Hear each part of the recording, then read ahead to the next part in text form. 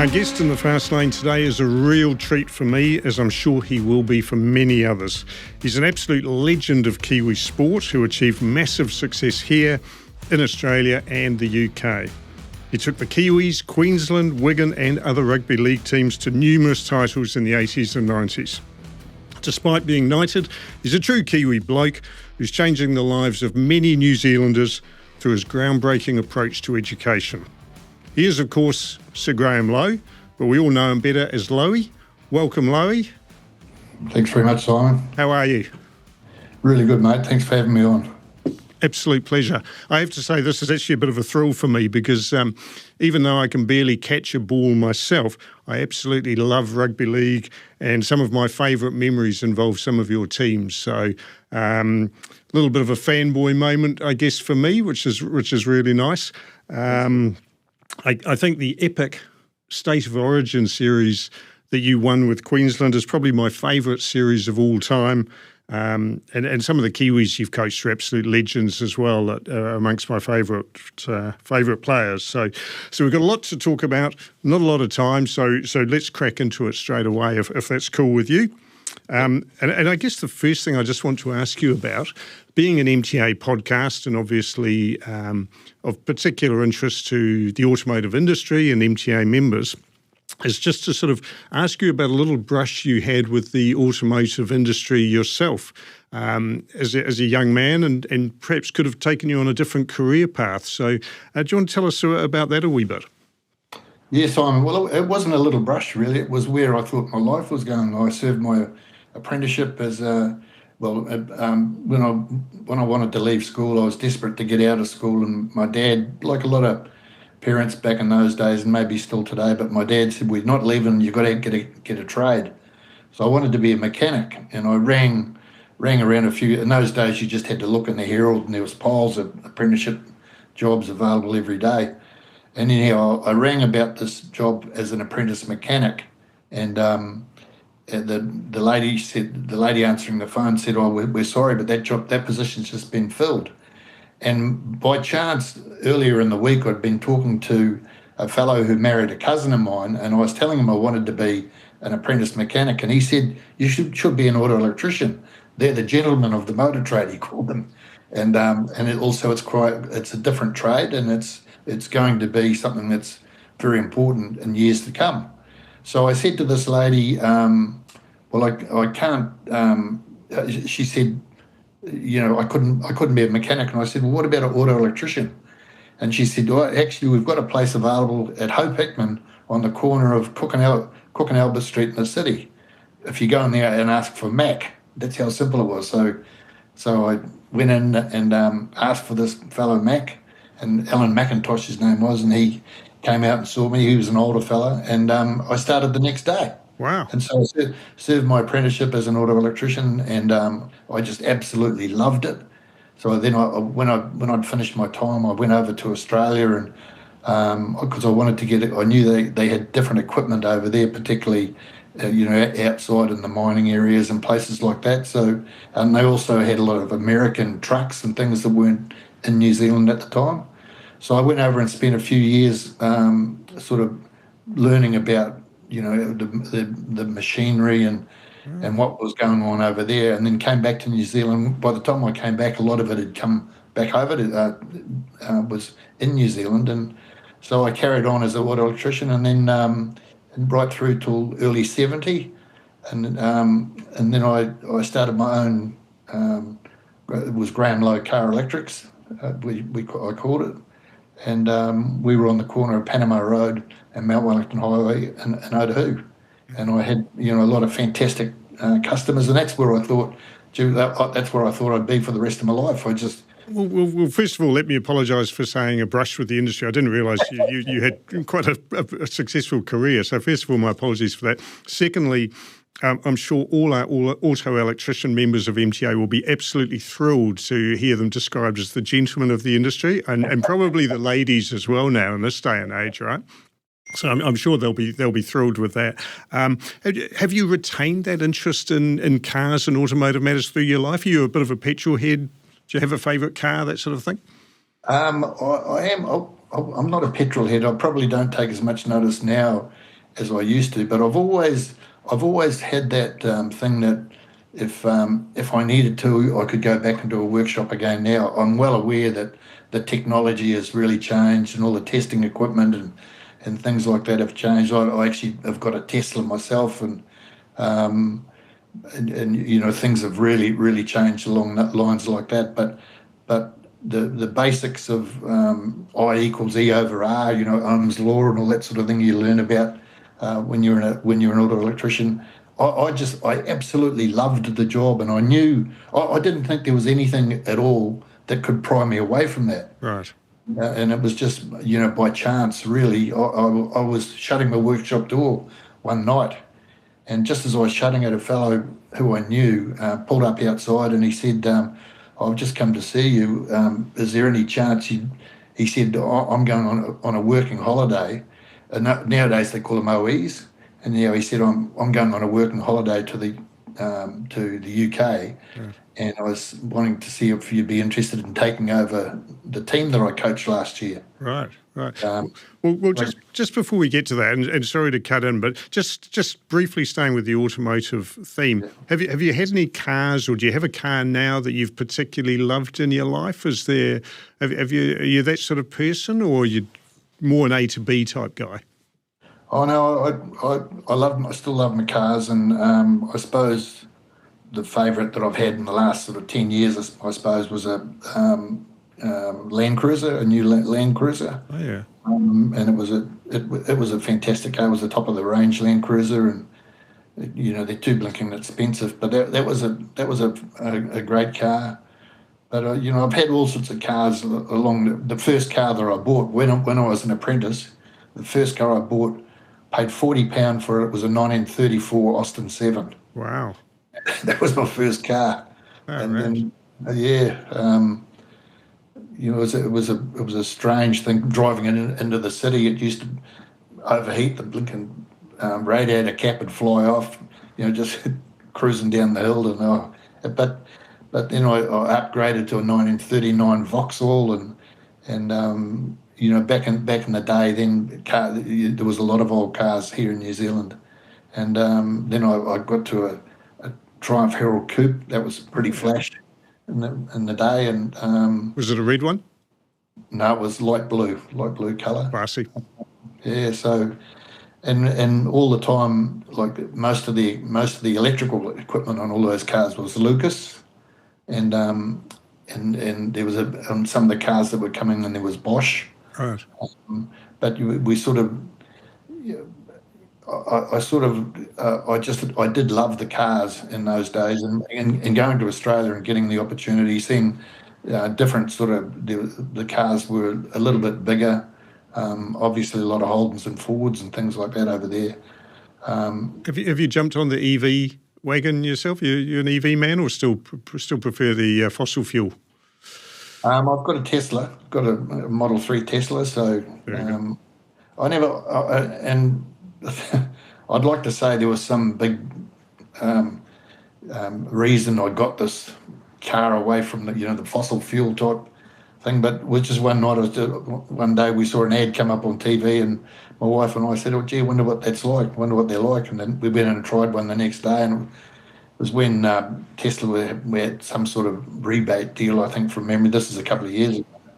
But just I couldn't believe what the car was like when I started driving. It was just really, I don't think I've driven all sorts of different cars, and for handling, and you know, for acceleration and braking and safety and all those things that you need nowadays. You know, it's pretty hard to go past those Teslas. They're fantastic. Fantastic. All right. No, that's cool. All right. Well, we'll collect the cheque from Tesla later for that endorsement. That was some great free publicity for them. But no, fair enough indeed. Let's pick up the story again from where you were before. And sorry to cut you off at that point. And obviously sport and rugby league in particular has been a massive part of your life. And you were a pretty handy player yourself in your younger days, weren't you? I don't know if this was the same time that you were running the auto electric business, or a little bit younger, but talk us through that evolution from being a handy player, promising player, and then the step into coaching. Well, I think my mother thought I was a really handy player. Right. The selectors didn't. So I was just like everyone who played. I just loved the game. But during my apprenticeship, if it wasn't for my boss or my bosses at the time, I probably wouldn't have been able to complete my apprenticeship, because during the footy season, it seemed when I think back now, it seemed that every Monday morning I was missing for a couple of hours because I was at the doctor's or the hospital or something, because something was sprained or knocked around from the footy over the weekend. So, but I knew early on that I was never going to be a great player, but I just loved it. I kept playing as long as I could, and it wasn't until not long before I started my business I stopped playing, because I just couldn't afford to get hurt. And I had no intention of being a coach. It wasn't even on the radar. It was just this fellow calling into the workshop one night as I was shutting the door and asking me if I'd considered coaching that. It was called the Otahu 8th grade. The youngest was about 14 years old. The eldest was just turned 16. That was the age group that they were in. And so I thought, gee whiz, it was something just out of the blue. So I said, can you just give me a night to think about it? So anyhow, I thought about it overnight, and then I thought, so I rang him up and said, I'll do it. And so I bought myself a new tracksuit and a whistle and a clipboard and things that I thought coaches, needed. And the club said to me they trained at Murphy Park in Otahu, and they trained Tuesday and Thursday night at 6 o'clock. So that was basically all the instruction that I had, and I knew it was the Otahu 8th grade team. Otahu was the club that I used to play for, and so that's really the only knowledge I had of the whole setup. So I went down this first night for practice at the start of when the season was due to start, and I got there about 5:30, and I had my little workshop van. I had a little mini van that said Graham Lowe Car Electrics sign written on the side of it, and I went down to Murphy Park and waited around. They said 6 o'clock was when they started. So waited around. 6 o'clock came. There was nobody there. 6 o'clock came and went, and it got to about 20 past 6, I suppose, 25 past 6, and I'd noticed this old car parked on the Princess Street, I think it was, in Otahu. It had been there since when I arrived at the ground. This old car was there. So I thought I thought I saw I thought I could tell there was somebody in the car. So I decided because I thought, gee, I've mucked this up. I must have got the times or the days wrong or something. But I wandered down to this car and I tapped on the window. I could tell there was some kids in the car, and it was full of smoke, cigarette smoke. They're all puffing away in there. There was 5 of them. So I tapped on the window, and the driver wound the window down, and I said, listen, boys, could you tell me where Otahu 8th grade train? And one of them said, they train out here. And I said, do you know where the team is?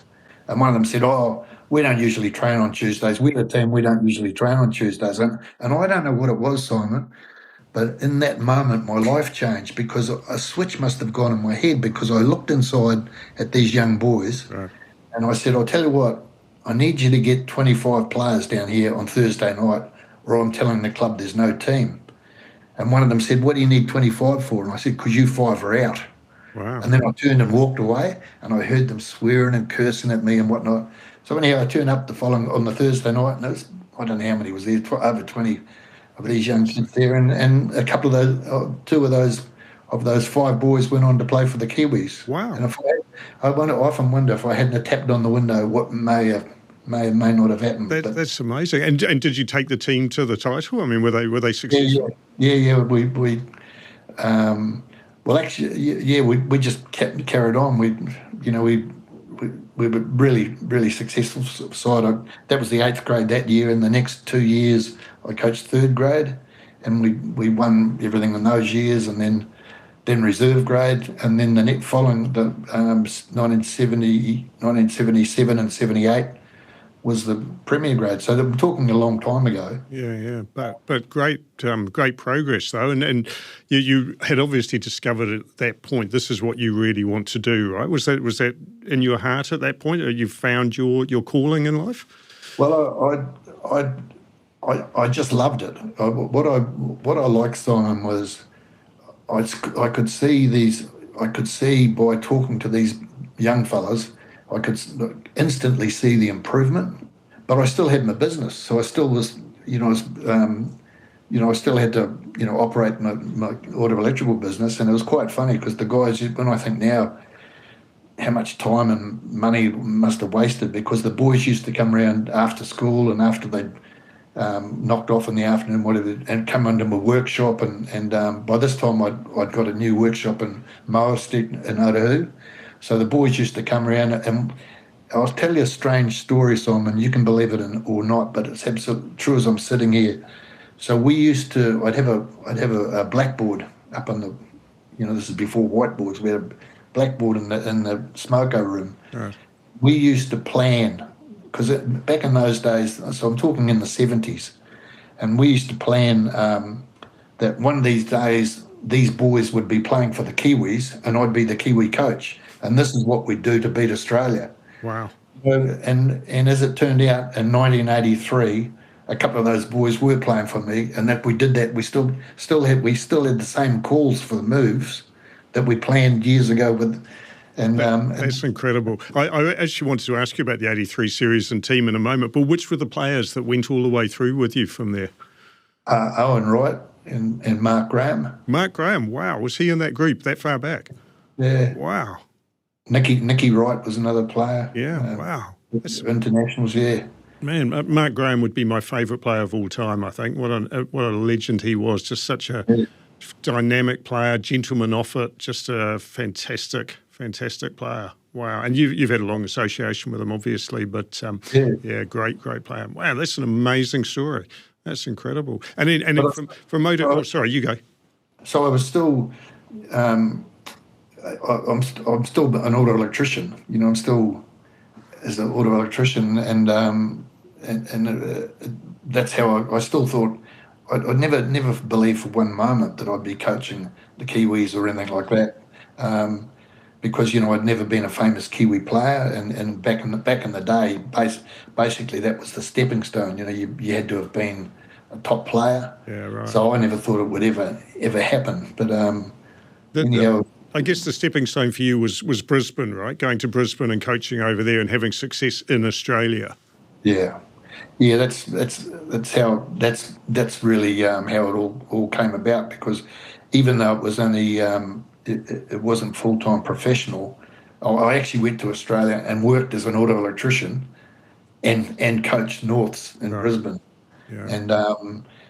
And we won the premiership. They'd come last the year before I went over there, and we just missed out on the semi-finals the first year and won it the second year.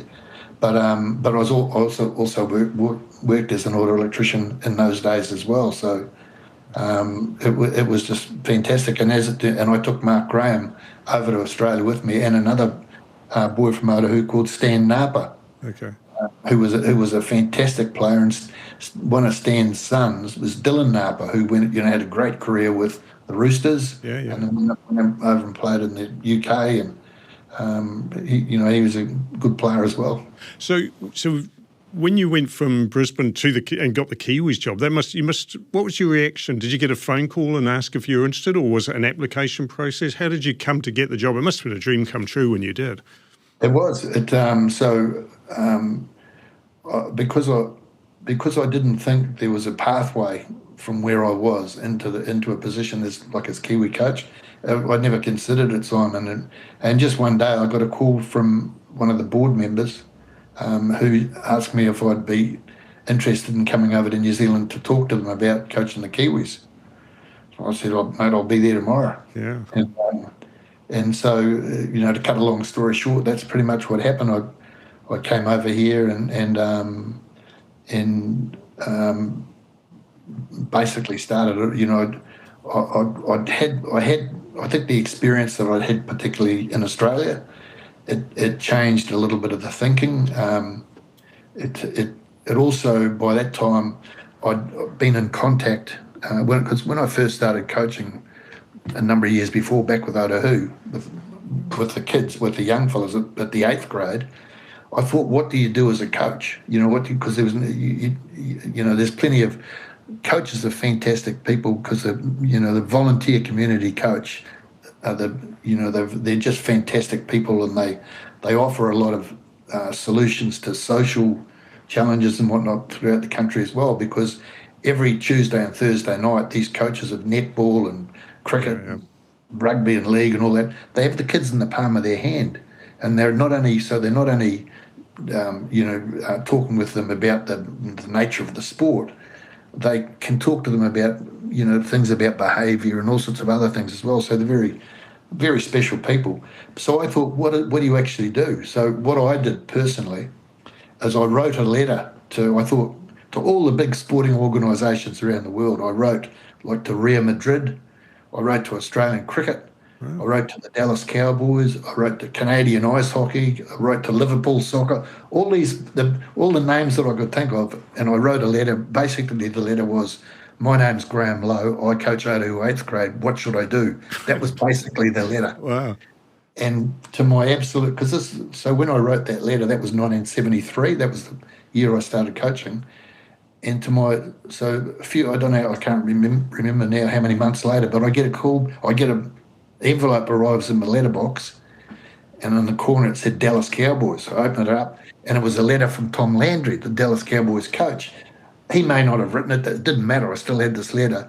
But the thing is, Simon, from that time on, I then kept in regular contact, both on the phone and by writing letters, with Tom Landry from the Dallas Cowboys. That's incredible. And so he was basically with me on my journey for 10 years nearly, because that was from 1973. And in 1983, I was coaching the Kiwis, and we beat Australia at Lang Park. Indeed.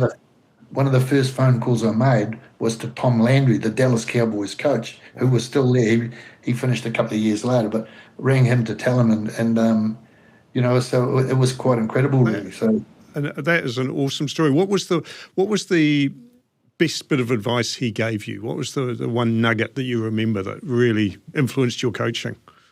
I think I can always remember him saying to me that he thought a lot of sport, particularly amateur sport, fell over because it was too focused on election rather than selection. Right. So there's a lot of amateur sport there's a lot of politics involved with the committees and all that sort of stuff. So that was one of the things he said to me. You've got to distance yourself from all of that, and because. And when you do, you begin to understand how lonely the position is. It's quite a lonely position being the coach, because you've got quite an influence coming in from parents who think that they're, Mary or Billy or whoever he might be should be in the team. And so there's a lot of things you learn to manage straight away. But he also sent me out quite a number of VH videotapes. Yeah. And I used to have to get them changed, because they have a different format over in the US, so I used to get them changed. But he sent me all sorts of things, and I just, I'd probably talk to him about once every 3 or 4 weeks. Yeah. And, it was a great relationship. In 1984, I was still coaching the Kiwis then, and he actually sent me a note, or he rang me up, I can't remember, but he offered me for the Dallas Cowboys summer camp. Right. He offered me a role if I wanted to come over for 3 or 4 weeks to their summer camp. Fantastic. But as it turned out, the Kiwis we were playing here in New Zealand, Great Britain, and New Zealand hadn't beaten Great Britain in a home series here, and I wanted to make a bird of doing that. Yeah. And so I had to.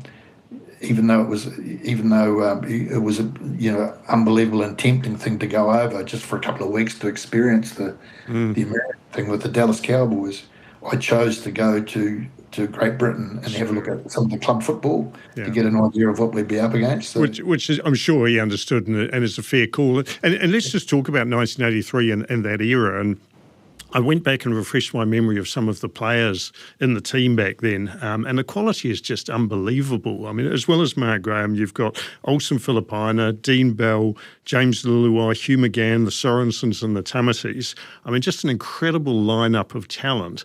I mean, was there ever a moment when you're coaching those guys and you felt overawed or out of your depth, or were you instantly comfortable in that environment? Oh no, I was comfortable. I mean, I was aware of the responsibility. I never felt overwhelmed by it. I suppose the time where you do feel that maybe overwhelms not quite the word, but I suppose anybody, when you're in a position where you've got the responsibility of New Zealand, you feel like the whole, you've got the weight of the whole game, or the country on your shoulders. Yeah. I suppose most who've been in that position with whatever sport might be, there is a little bit of that, but you just have, you've got to just focus your mind on what you're doing and don't let that affect you. So I was lucky with all those players you mentioned. I mainly let them know what my dream was, and most times I didn't think they'd actually achieved or gone to the level that they were capable of. And so I, just tried to work on getting them all to the potential that I thought they might be. No disrespect to any of the players that went before them or after them, but do you think that was probably the greatest collection of talent New Zealand Rugby League's ever had in the Kiwis? Oh, I couldn't say that, Simon. That would be too disrespectful. But I certainly. It was a great group of players, and they played for one another. They certainly played for me, and they played for the game and for the country as well.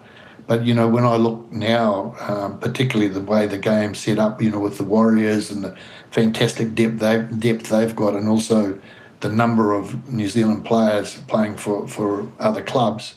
That New Zealand's got depth now like they've never had before. Sure. Back in those days that we've been talking about, like that 80s and 70s and 80s and even into the early 90s, if you lost one or two key players, like for example, if Mark Graham got hurt and wasn't Which did happen, yeah.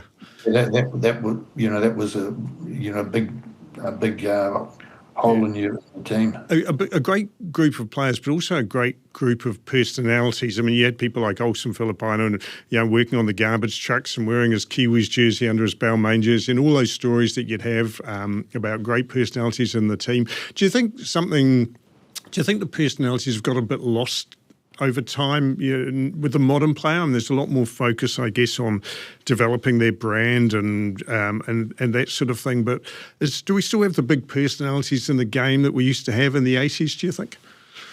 To be absolutely honest, Simon, I don't think there is. I mean, there's some fantastic players. Yeah. There's just as many good players, if not more now than what there was back in those days. But there's also a sameness. There's a sameness with because and that's probably to be expected, I suppose, because of they do their full time, just the training methodology of how they do it is far different to how it was. But being part time as they were back in the day, that when I was coaching the Kiwis, it allowed a personality to come in that maybe isn't allowed to come in nowadays. Yeah. Yeah, I think a lot of people would feel that way.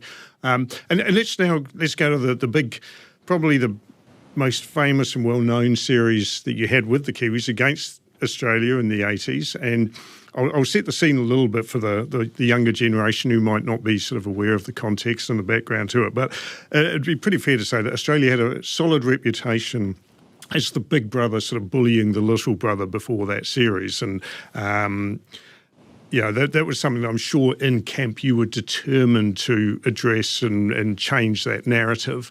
And it was made harder, I guess, by Australia winning the first test at home. It was one of those weird series where the first test was in Australia, the next two were over here.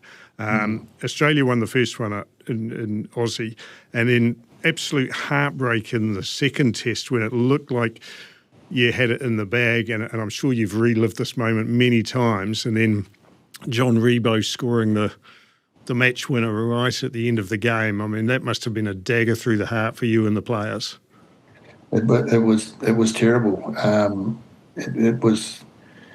It was one of the few times in my life, I think, where I actually thought, I just about thought a medical event had happened. You know, it was a terrible thing, but that was just from a selfish point of view for me. When I looked at the players in the dressing room straight after the game, it was a learning thing for me as well, because I also realised the mistake that I'd made as a coach and the path that I'd led them down was false, and I didn't know it at the time. It wasn't until I saw it happen, and I went into the dressing room, and they all looked at me, and they thought they'd let me down, and their families down, and the country down, and all that.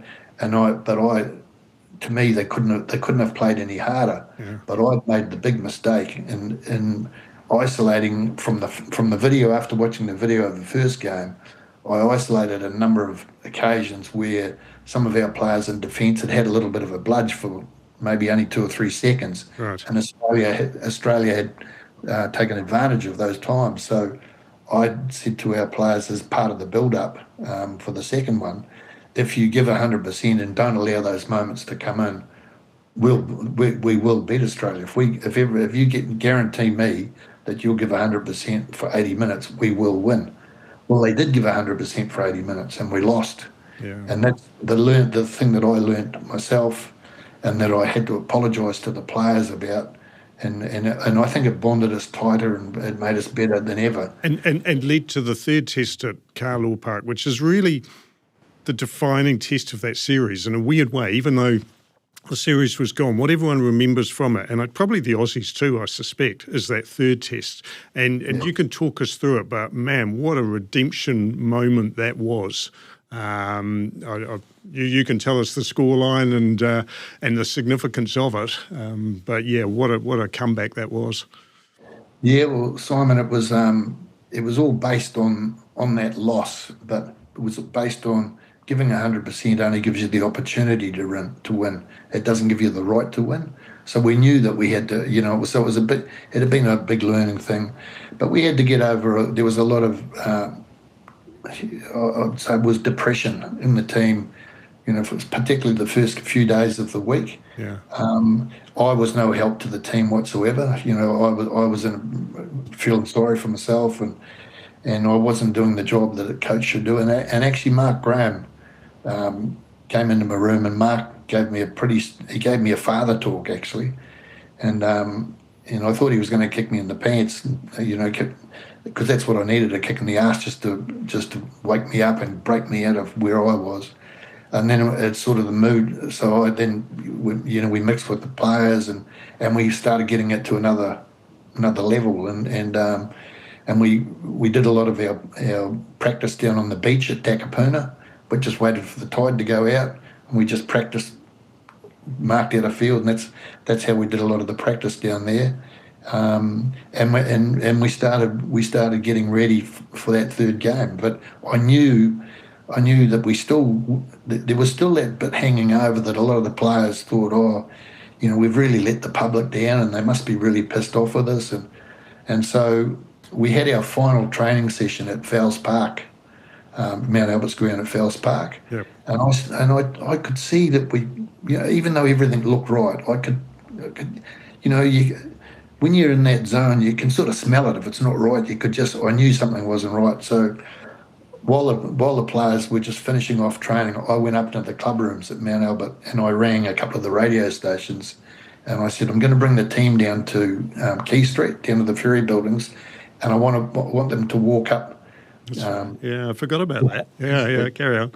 And I said, because they're feeling down in the dumps, and all they need is a few people giving them some support, and I want them to show that support's there. Yep. So anyhow, radio stations did their work, and then I said to the team, listen, we're stopping, we're going to do this walk, and the players didn't want to do it. They said, because they thought everyone was dirty on them, and I said, you're going to be surprised.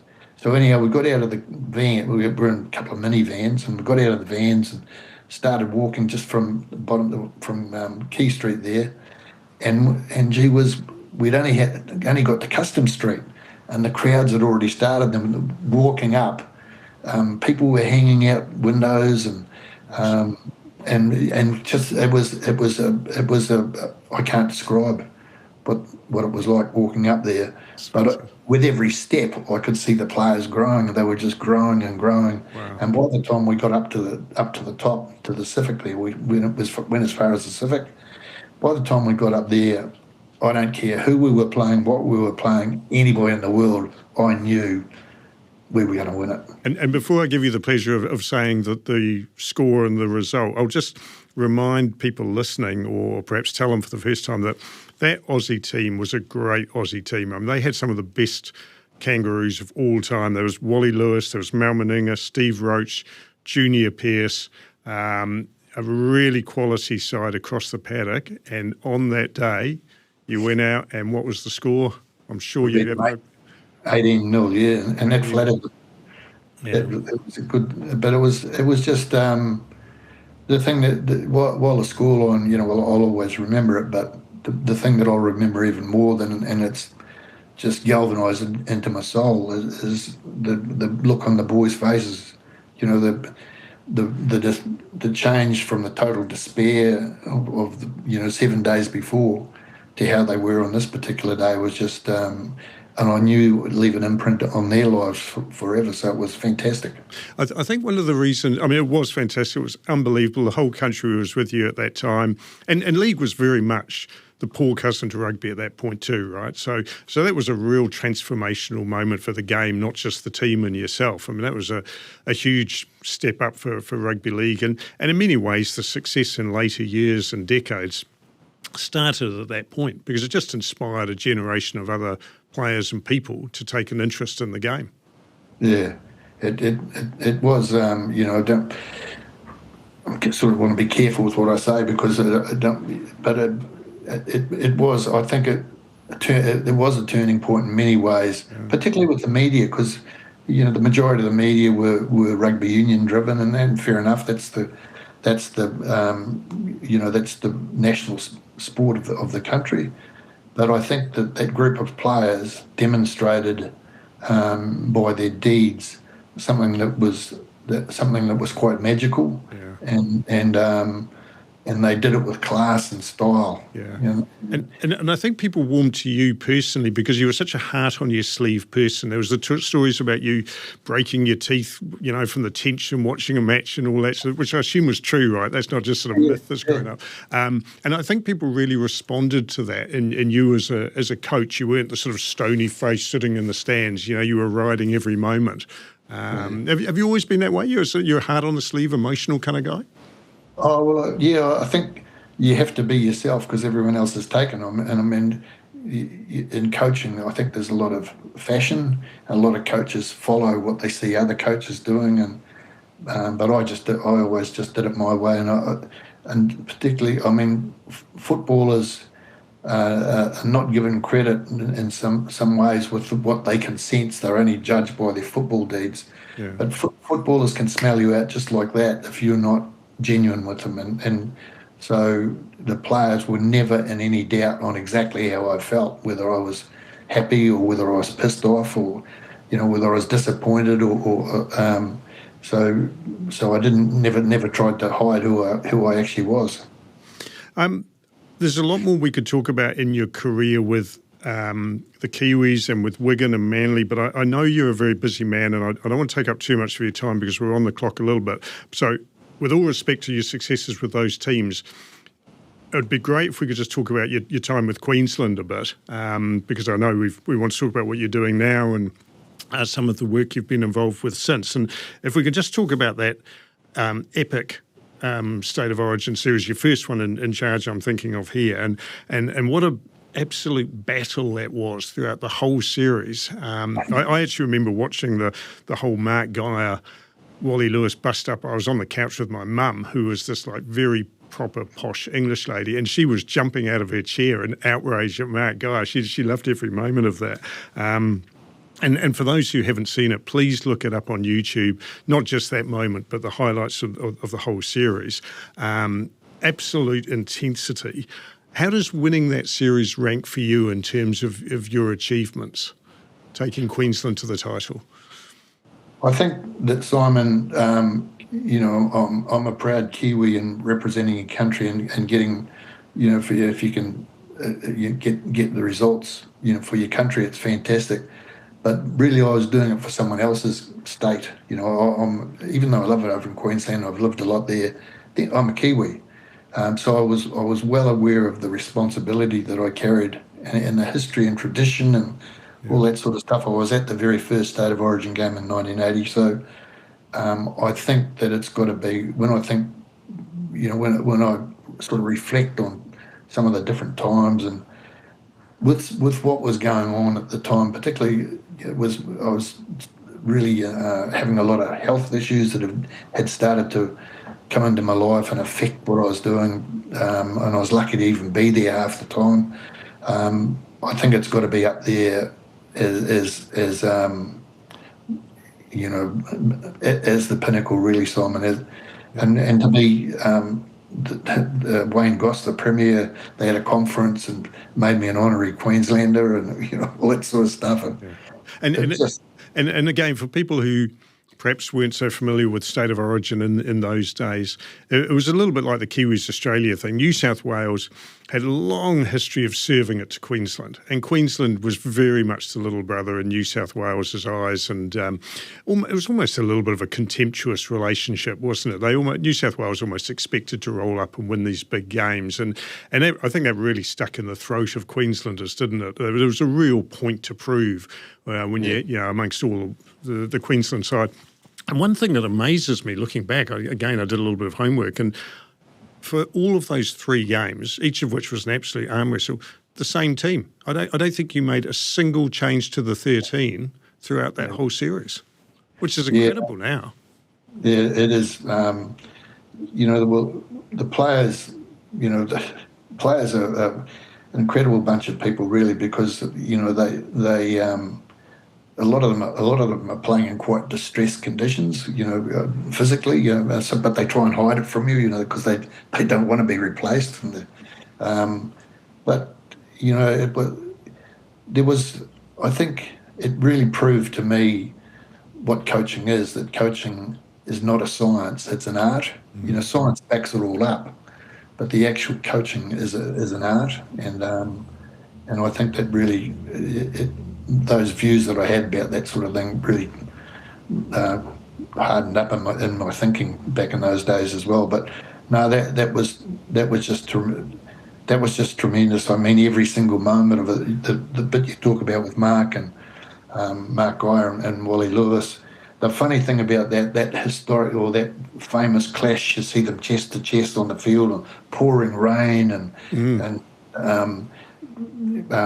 Benny Elias is sort of in the background, and Sorry. Benny had blood pouring out of his head from he had a head clash, and he'd been up. His mum had come down to the fence, and Benny had gone over, and she'd given him a hug. It was all happening, but that moment there happened right on half time with Geyer and Wally sort of chest to chest and screaming at one another. So I was down in the little player bit next to the tunnel. That's where I was watching the game from. So I went out onto the field and basically got them to break up, because it was right on the sideline, and get up into the dressing room.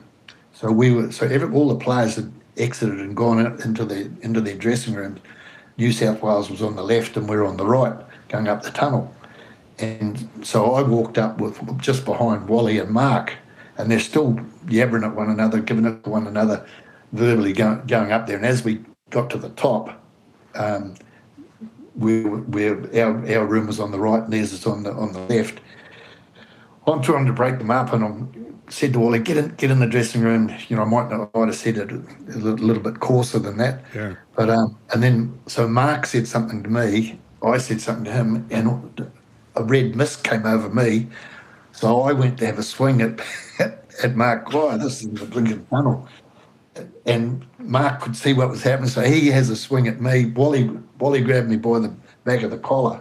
Nice. And pulled me out of the way, so nothing happened. No one touched anyone. So Mark gets put into his dressing room, So I go into our dressing room, and then I had to say, calm down, fellas. You've got to.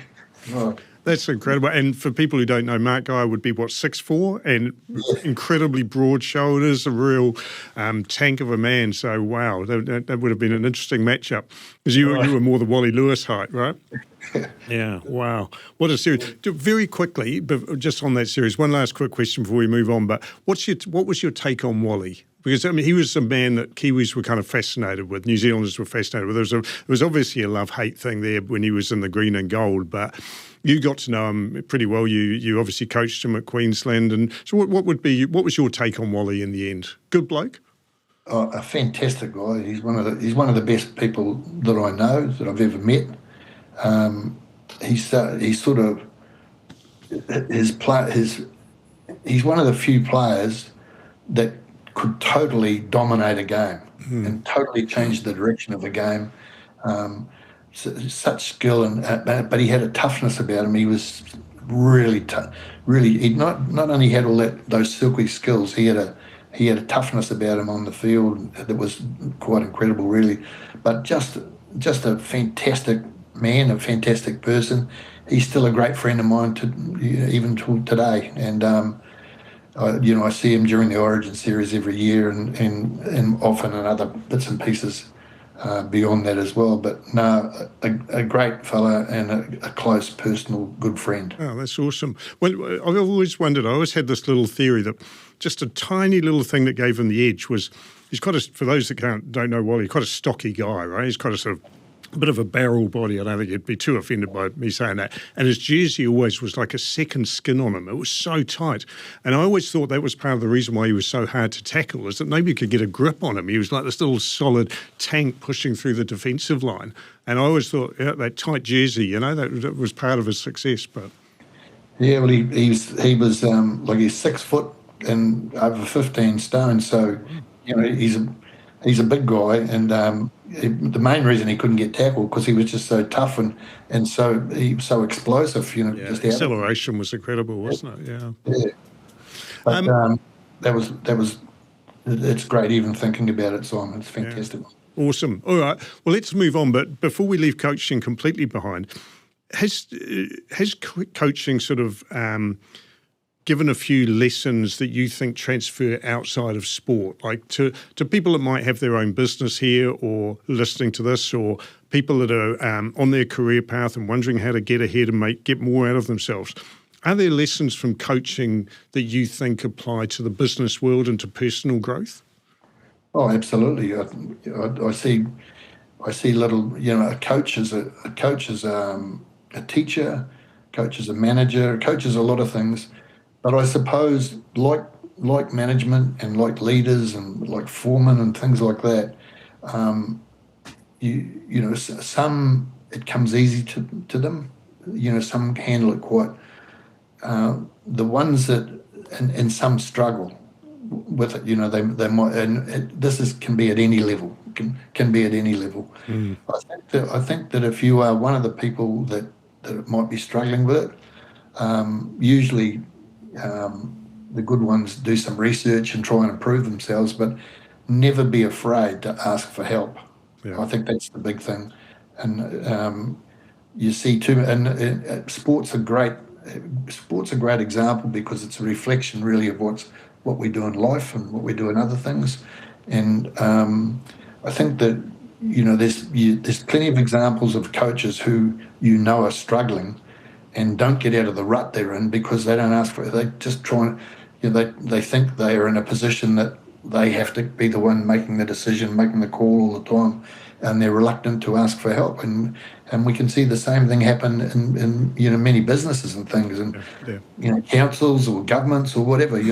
Leadership is leadership. Whatever jersey you're wearing or whatever uniform you're putting on, you've got to put a leader as a person who people look forward to or look to come up with the plan and install everyone's in a proper position and getting the most effect for whatever skill they might have. So there's a lot of things involved, but I do think the most important thing is be yourself because everybody else is taken. Yeah, very good advice. you've got to look inside your own, what your strength is and what you believe in. And if you find you're struggling, be honest with yourself, be honest with your team. And quite often the answer is in the team. So you can look for the solution just by asking for feedback. Yeah.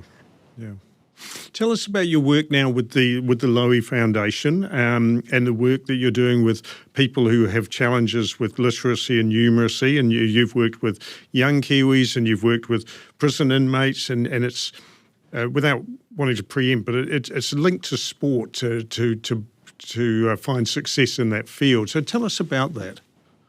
Well, I believe that I could see quite early on in the piece that sport had its own language. And once I started sort of, I suppose it was sort of once I got to Australia and coaching Norths over there, and I started to think, gee whiz, this is what I want to do. This is, I'm actually going to be a full-time coach, because that's when I started to become full-time in those days. But I thought sport offers a language that's quite unique, because you can see countries around the world that are in all sorts of conflict, and yet they'll play a game of tennis against one another, or they'll play soccer against one another, or they'll play what. So sport has a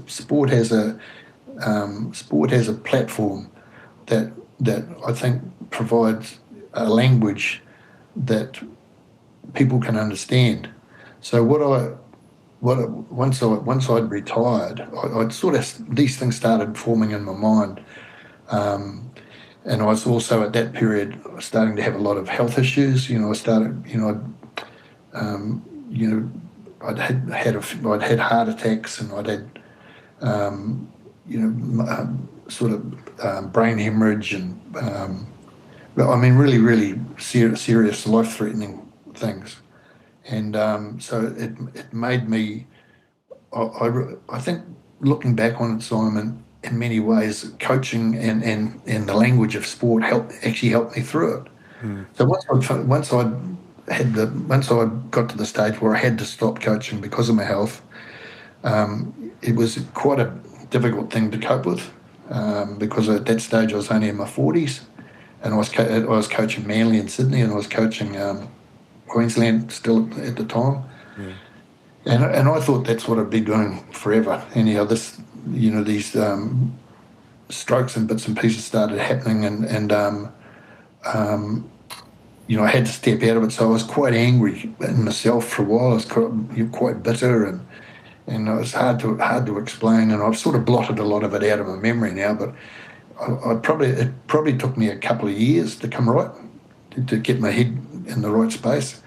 And then I started thinking about all the fantastic players that had played for me, many who had come from really difficult and distressed and underprivileged backgrounds. They'd really sport had got them, helped them through.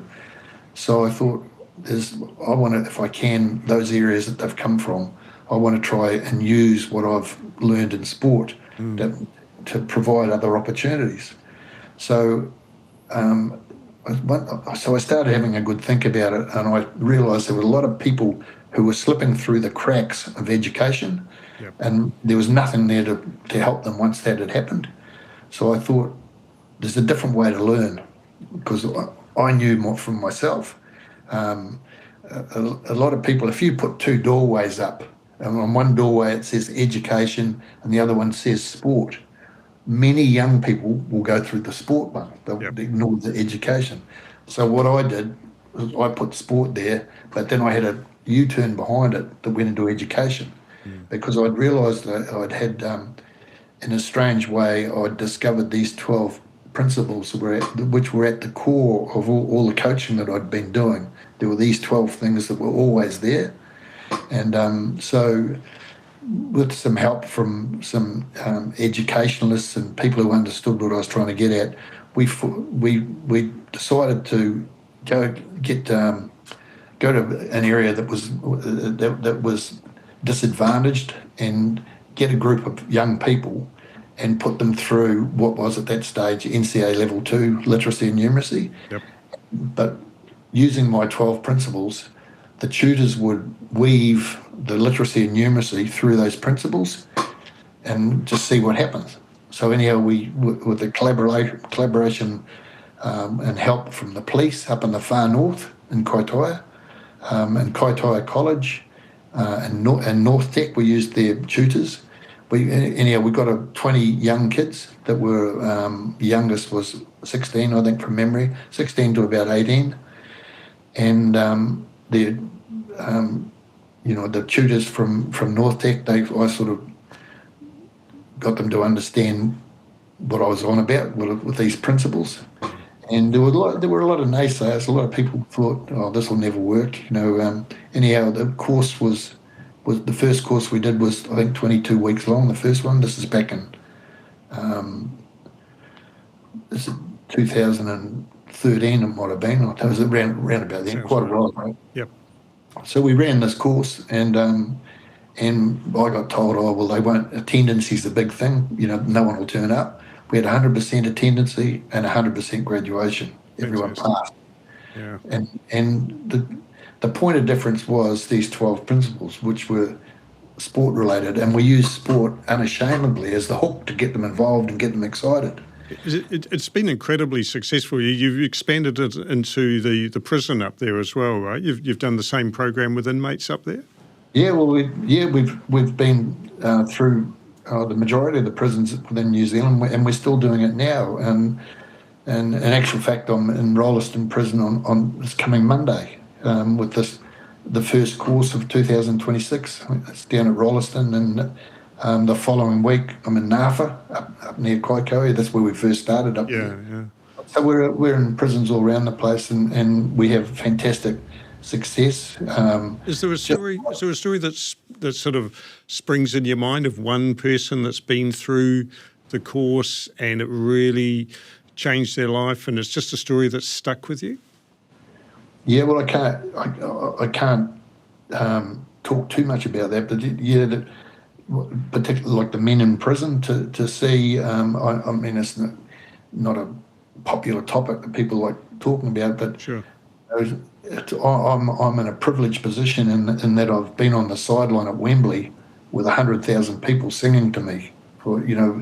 It's 8 minutes to go and we can't be beaten. We're ahead 27-0 or whatever it was, and all these people singing to me, and the feeling that you get, and that when that happens, you can't describe it. It's just something in your soul and in your heart is something really, really special for you to cope with. It's a feeling of pride that's really hard to describe. Well, I've also sat in a room and seen 9 men inside prison graduate in foundation studies, level 2 literacy and numeracy, NCA literacy, and the pride I feel seeing these 9 men get the reset. I feel it's just the same, exactly the same as sitting on the sideline. It's just because the course now takes 18 weeks. It's a 17, 18-week course, so it's full time for them, and to see where the level that they start from, and then what they finish with, I'm just so really, really proud of it, because I can see and feel the bond through the eyes of what these men and women have been through. That's awesome. That is really, really awesome. How do people find out more about it, if it's something that they want to know about, or if they know somebody who might benefit from working with you? I've probably let myself down a little bit there because we've never had a website, and I'm not on any social media or anything like that. But there are ways, I suppose, if they ask enough people, they would find out. I'm 80 years old this year, so I've got no intention of stopping. But I know I'm at the stage where I want to go to something else, so I want to extend it. And I actually, if I got granted a wish, it would be that these 12 principles that I have from my coaching, that I can childrenify them, bring them down into children's language and terminology, and maybe have a children's hero, and get them in all primary schools, because they're so simple in what they are, but they're important because they don't only cover, they cover all sorts of things. Um, you know, the first one is a plan, and you have to have a plan with whatever you do. The second one is about what is a winning team. So what does a winning team actually mean, or what does a good family mean? What does a good business mean? What does it? So a good business, is that something that, does it mean you have more market share than the rest, or if you're in sport, does it mean your team gets more points than the opposition on the scoreboard? I actually personally think that's the easy part. I think the easy part in sport is to get more points than the opposition. The hard part, the real hard part, is developing the persistence and the pride and the teamwork and the humility. Those sort of values, they take a long time for people to grasp and understand the importance of at times. So I think the points on the board are they're just the easy things. It's the pride and persistence and teamwork and things like that. They're the virtues that really count and show us what a winning team or a good organisation or a happy family, what they actually are. Yeah, well, I certainly had a read of them, and I thought that they had a very wide application beyond the work you're doing, and certainly amongst in all schools, like you say, I think, and families too. I actually thought there was a lot of very good advice in there for families. Are you happy if anybody who's interested in more information gets in touch with me and I can pass on their details to you or something like that? Are you happy with that? Yeah, of course, yeah. I haven't got a magic wand or anything like that, and I can't turn a cat into a dog, but I can, I've really come to understand and accept and believe that the old-fashioned values are still the most important thing, and those old-fashioned values were right at the core of all my coaching. I was leaving. I had an operation on my brain, and I had a brain hemorrhage, and I'm lucky to survive from it, and I'd been in a coma, an induced coma for a long time. And anyhow, we were leaving the hospital, and it was at the Royal North Shore Hospital in Sydney, and I wanted just to go down to the nurses' station to thank them, because I've been in a coma for a couple of months, and think, what do they do? What do people do when you're in a coma? How do nurses, how do they keep you going? So before I left the ward, I just wanted to go and thank these nurses, and I wandered down. There's 3 or 4 of these young nurses just sitting at this little station in the ward there, and I went to say thank you to them. And as I went to say thank you, I broke down and I started crying like a big sook. And I thought, gee whiz, surely there's got to be something else to say. Like when we finish this, we say thank you. Or if I give you a cup of tea, you say thank you. Or, if I give you a chair or something, you say thank you. These people had saved my life, and all I could think of was thank you. And it made me realise that those old-fashioned values are always and always will be the most powerful thing. So if we can get our children in particular understanding how important thank you and please and all these old-fashioned values are the most important thing, and that's why they're really special to me. That they're the heroes of my life. That one of the heroes, the nurses, because they remind me of the old-fashioned values. So I suppose as I've gone through, I've gone from the hard edge of footy, you got to do this, and kicking people's ass to get them trying to do things and driving the heck out of them. I've come right through the other end now, and I understand and accept, and I know nothing will ever be more powerful with all the technology we've got and all the. I know my own twin boys, how smart. I mean, luckily they got their mum's brains, but they're just so super smart, both of them. But all the things they're learning, I know will never beat saying please or saying thank you. These old-fashioned values are just still the key, I think, to us being a good society. And I think a lot of people would agree with you. I certainly do. I'm totally on the same page as that. And can I say, you look actually in great health. It's really good to see you in such robust form. And I hope you can keep doing the good work you're doing for a long time. But have you got some other plans with us you can share? Are you thinking you might sort of ease off the pedal a wee bit, or what's next for Graham Lowe? I'm 80 years old, and I actually. I've got a bit of a daft thing in my mind, to tell the truth. if I'm serious about it, because I'd love to be coaching something when I'm 80 years old, just doing something totally different. And it may not be rugby league, it might be rugby union, or it might be, I don't know, soccer, or it could, I don't know. But, age is just a number, and there's many occasions, my wife has been counselled on quite a number of times that I may not make the day or make the night or the afternoon or whatever because of whatever situation I've been in, with heart attacks and bits and pieces. So, I'd like to be 80. I'm 80 later this year, and I'd like to be 80 years old and coach it. There you go, everybody listening and watching. If you have a sports team that needs a coach, a legendary coach, drop me a line. I'll pass it on to Graham. You never know, the magic might happen. Could be from any team. That would be an absolute fairy story. That would be incredible for everyone. Lowie, look, I'm very conscious we've taken up too much of your time already. You've got other things you need to go and do. Thank you so much for joining us. I've loved this chat. It could have been 3 times as long for me. But I really appreciate your time. I'm sure everybody listening will appreciate it as well. So thank you very much, and all the best for the future. Thank you, Simon, for the opportunity to come on, and to everybody listening and watching. I hope the thing that I'd like you to get out of it is you cannot beat old-fashioned values. I mean, I know I'm not stuck in the past, and there's neat things that are happening, but the old-fashioned values and respect for one another is something really, really important. And that's what we were globally known for in this country. I'd just like us not to forget it. Absolutely. Well, on that note, all I can say to that is thank you. Thank you very much, Lowie. All the best, mate. Thank you very much.